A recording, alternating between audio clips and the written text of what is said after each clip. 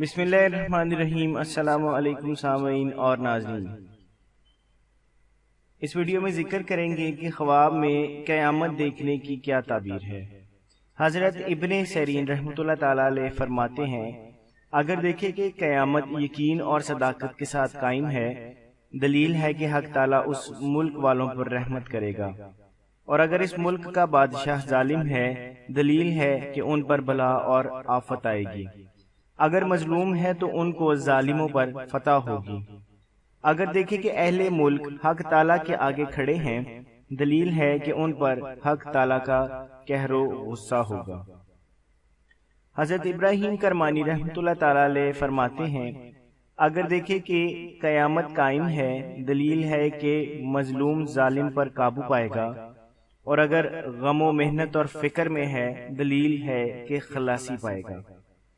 اگر دیکھیں کہ کوئی علامت قیامت کی علامتوں میں سے ظاہر ہوئی ہے، جیسے کہ آفتاب مغرب سے نکلا ہے، یا دجال ملعون یا یاج مجوج ظاہر ہوئے ہیں، اس کی تعویل یہ ہے کہ توبہ کرے اور حق تعالیٰ کی طرف رجوع کرے۔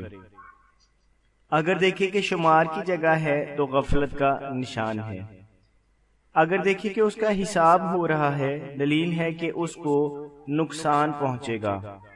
اگر دیکھیں کہ اس کے اعمال وزن کرتے ہیں اور اس کی نیکیاں زیادہ ہیں، دلیل ہے کہ اس کا انجام نیک ہوگا، اور اگر دیکھیں کہ اس کی بدی نیکی سے زیادہ ہے، دلیل ہے کہ اس کی جگہ دوزخ ہے۔